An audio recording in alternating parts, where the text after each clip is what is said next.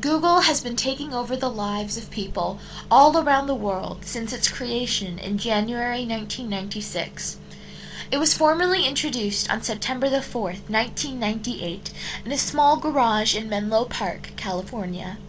Since then, Google has entered the garages, homes, and businesses of people all around the world. By the end of 1998, it had been deemed the title of the best search engine on the net. Their motto just so happens to be, "Don't be evil." But doesn't it seem like they're trying to take over the world? Chief, mate, what do you want to do tonight? The same thing we do every night, Pinky. Try to take over the world. Hi, I'm Violet Sardi, and today I have done some interviews to find out how often people use Google and what they use it for.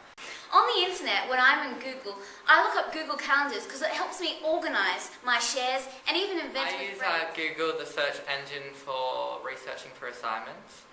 Mainly for assignments for school, I use the Google. I usually use Google Images because they're usually very reliable and they have good related images, and you can also choose a size. I usually use it whenever I'm doing assignments. I'm on G-Talk every weekend, and on weekdays when I finish early.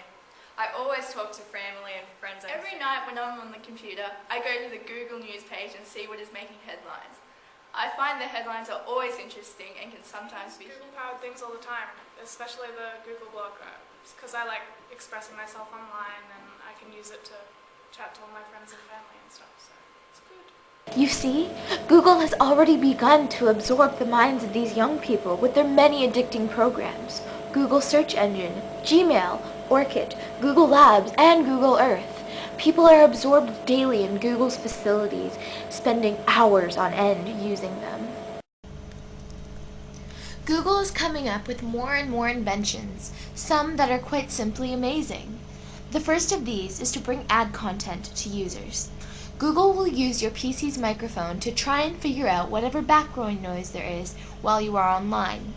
It will then use this to direct you to something that they think will appeal to you, like a CD from the artist you're listening to, or a chat room with people who watch the same TV program as you. Kinda creepy, isn't it? Google is also hoping to bring its users something called similar images, which is taking Google Images to a whole new level. Now, when you type something into the image search bar, you can click the option Similar Images, and Google will present you with images that are nearly exactly like one another.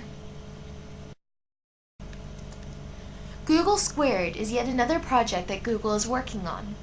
The user chooses something that they would like to research, and can choose what information they would like to collect on that topic. Everything would be very specific, and can be saved when you're done.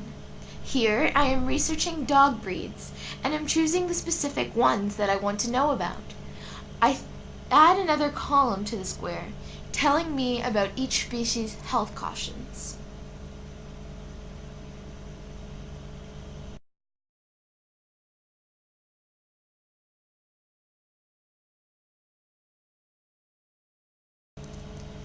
Finally, Google Moderator is a place where anyone and everyone can find public opinion on basically anything.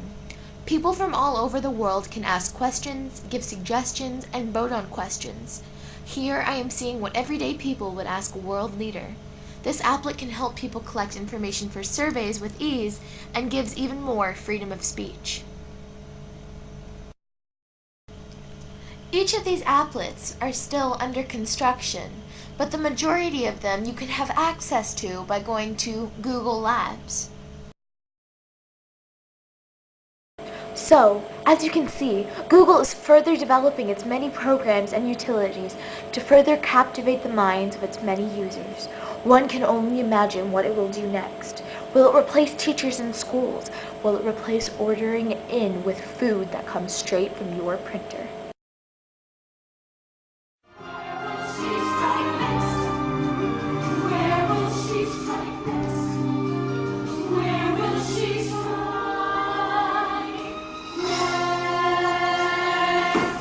Da, da, da.